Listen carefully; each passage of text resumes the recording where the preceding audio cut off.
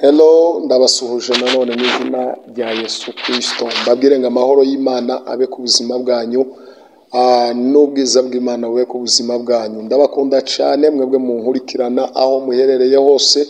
Ndabizi muri inshuti cyane, kandi n'ukuri ndabizirikana cyane. Uyu munsi nifuje kongera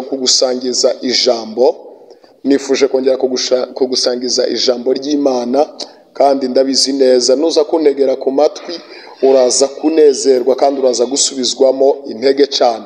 Abantu mujya munkurikirana murabizi nkunda akenshi na kenshi gukoresha amagambo asubizamo intege abantu. Bibiliya avuga ngo mubwirane amagambo yururutse imitima.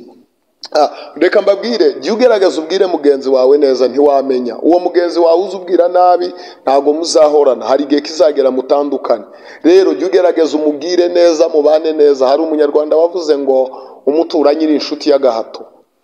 Umuturanyi utegetswe kumukunda uko byagenda kose. Rero inshuti zanjye ndabakunda cyane, niyo mpamvu buri munsi mba nifuza kubabwira amagambo yururutse imitima, amagambo asubizamo imbaraga. Today hari ijambo nifuza tuganireho, igitabo cy'umugabo bita Dawidi. Dawidi nkunda ibi byanditswe, zaburi yagiye yandika cyane.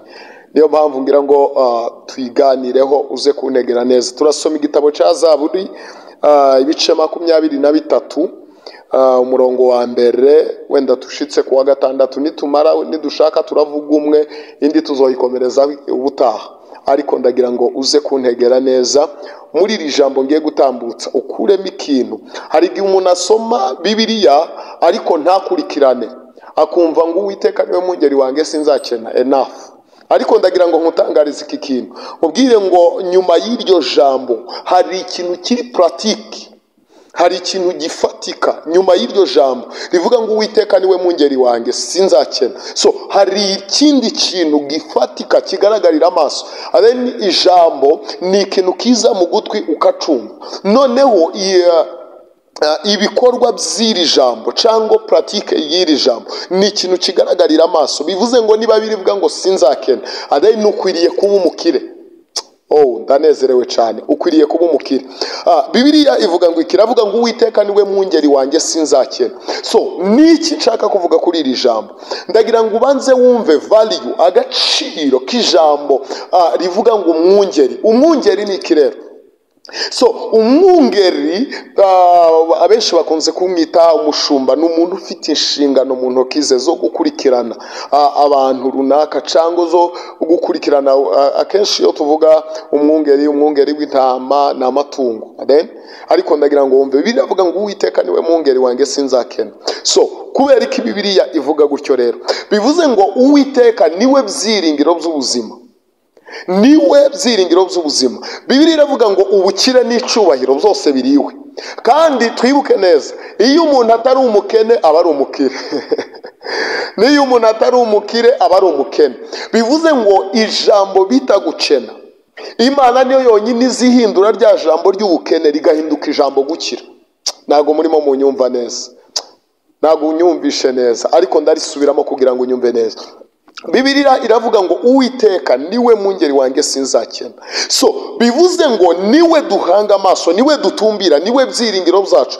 Bivuze ngo ntidushobora gukena tumufite mu buzima bwacu. Ntabwo dushobora. Dawidi yagiye yandika ibintu byinshi, yaranditse ngo umukiranutsi w'Imana naho yagwa ntiyarambarara.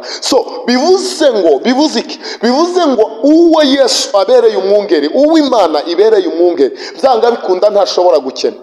Ndagira ngo munyumve neza. Hari umuntu ujya wibaza akicarenjinga akavuga se biravuga ngo sinzakena none ko nkennye. Imana ijya yemera ko bitugeraho, ijya yemera ko dukena, ariko ntitume ubukene butwica. Ijya yemera ko turwara, ariko ntitume uburwayi bugira icyo budutwara. Come on, munyumve neza. Ijya yemera ko umuntu aba umushomeri akamara umwaka akiyongeza. Kandi mureke mbabwire mwabavandimwe, mureke mbabwire iki kintu mucumbi. Mu gihe cy'umwaka cyangwa imyaka 2 umuntu amara mu bushomeri, ntazashobora gutaka ngo yabuze aya internet. ntajya ashobora gutaka ngo yabuze y'imyenda. So bivuze ngo Imana igira imigisha ituburesinga itagaragara. So bivuze ngo niyo umuntu yaba ari umushomeri, Imana iramuburesinga ntabure ubukode bw'inzu, Imana iramuburesinga ntabure minerivare z'abana, no mu gihe umutware we yicaye cyangwa no mu gihe batari mu kazi umuryango wose, kandi abana bakabona minerivare. So bivuze ngo n'ubuntu bugeretse ku bundi Imana izana ku buzima bwacu. Oh haleluya. N'ubuntu bugeretse ku bundi Imana izana ku buzima bwacu. So ikaburesinga ya mirimo y'amaboko yacu. Muze kunyumva neza, cya kintu wakoze, kakazi wakoze kakagera kwa gafeininga, Imana irakazi yarakaburesinze no mu gihe utakarimo, ibigisha yako iranga ikagukurikirana. So bishatse kuvuga iki rero? Niyo mpamvu irivuga ngo Uwiteka niwe mungeri wanjye sinzakena. Nubwo wokena, wohura n'ubwo bukene, ntabwo bushobora kugira ico buguhinduraho. Uzabambara ikote rikakubera, uzabambara ipantaro rikakubera, ikintu cyose wo kwambara kirakubera. Upfa kuba warakiriye Uwiteka mu mutima wawe, upfa kuba warakiriye Yesu muri wewe, ukavuga ngo ni wowe mungeri wanjye sinzakena. So bivuze ngo igihe cyose wahaye umwakira mu buzima bwawe, nubwo wohura n'ikigeragezo kizagihita kikagenda, ukazusigara uri wa wundi. Hari abantu banyumvishe, kirahita kikagenda ugasigara uri wa wundi, ugasigara wewe. Bibiliya mu gitabo cya Yesaya ndahakunda, kiriya gitabo ndagikunda iyo ngisomye. Biravuga ngo nunyura mu mazi ntago azagutembana.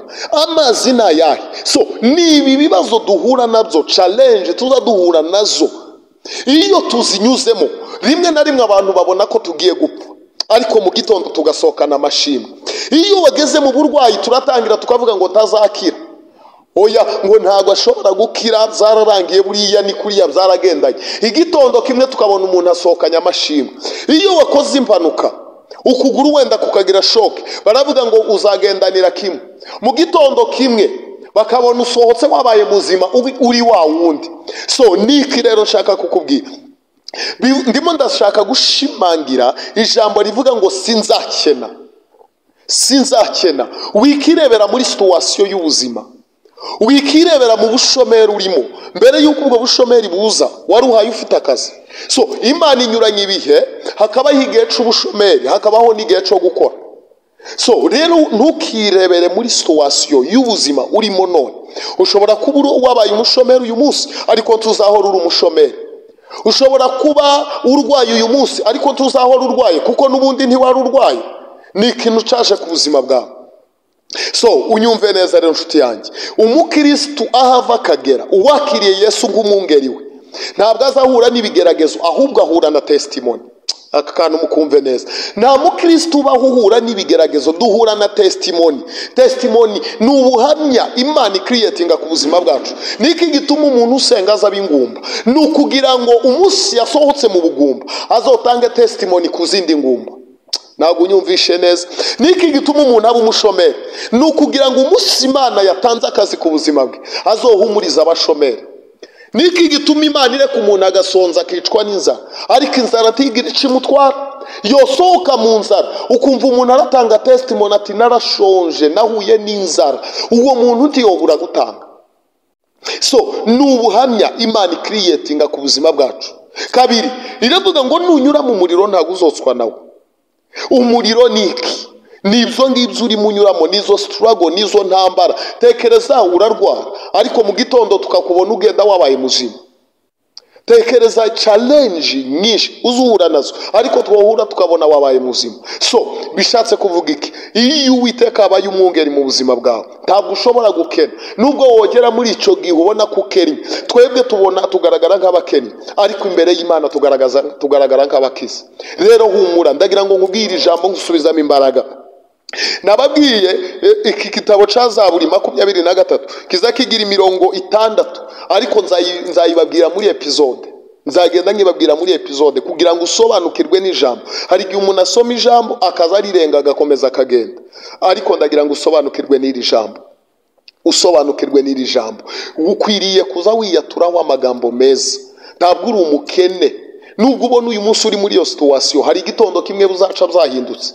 nubwo ubona uri muri ubwo buzima budafatika bwo gupfundikanya, hari igitondo buzaca zahindutse, abaturanyi bakubaze se ni wewe usana ko tubona umusa, wewe urinde, aduha amakuru.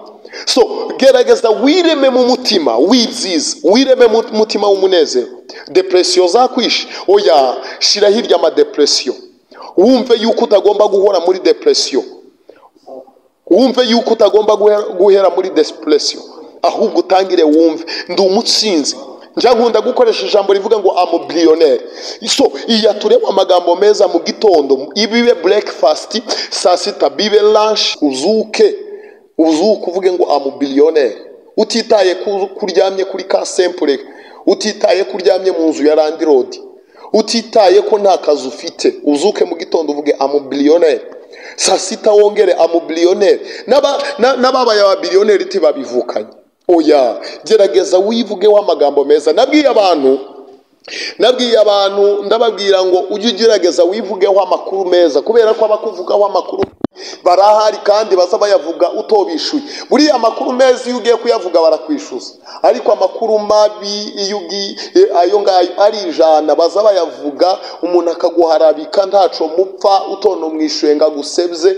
Ariko ndagira ngo nkubwire, wowe jya wiyaturaho amagambo meza. Igihe cyose Imana izifata amagambo atari meza batwatuyeho ikayahindura umugisha kuri twebwe. Rero jya ugerageza wivugeho amagambo meza, jya ugerageza wiyiteho, jya ugerageza wiyatureho kuri umuntu udasanzwe. Uzushobora kubona upfundikanya ubuzima, ariko birashoboka ko nawe wotunga imodoka yawe.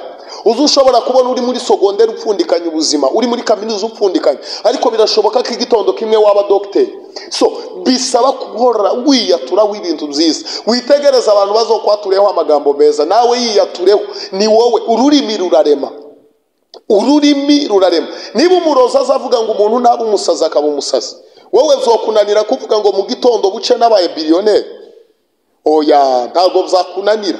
Oya niba umujura avuga ngo ngomba kwiba kwa runaka, ururimi rwe rukarema pratique, akaja kwiba kandi akaja ntiyasenze kandi aragiye kandi akagenda kiba. None wewe turi umujura nti wiba warakijijwe, wagerageje ukiyaturaho amagambo meza. Ntabwo uzakena uri umuntu udasanzwe, ntabwo uzakena uri umuntu Imana ifiteho umugambi mwiza, ntabwo uzakena uri umuntu Imana ifiteho promise. Bibiliya imbwira ngo iki? Birambira mu gitabo ca Yeremiya, Imana yaganiriye na Yeremiya, rambwira ngo Yeremiya kurareba iki? Yeremiya aravuga ngo ndareba inkoni y'umurinzi, rambwira ngo none uko witegereye niko ndindi ijambo ryange kugeza ndisohoza. So ico Imana yavuze ku buzima bwawe nubwo uzaba kera, ariko Imana izagikora. Ico Imana yagambiriye ku buzima bwawe, niba yaravuze ngo uzokira uko bizagenda kose uzakira. Rero nagira ngo ngusubizemo imbaraga. Ubutaha nzovuga umurongo wa 2 abari wo nsoma, nawo musubiremo musome neza, ngusobanurire neza. Ndagira ngo ujye usoma ijambo ubanze urishire mu mutima wawe. Bibiliya ijambo ry'Imana nibwo buhanuzi butavangiye. Hari igihe uzohura n'amabanda kuvangirweho, ariko ndagira ngo nkubwire iki? Ubwire ngo Uwiteka niwe mungeri wawe, tuzakena uko bizagenda kose. Ndabakunda cyane, ubuntu bw'Imana bubabeho. Shalom.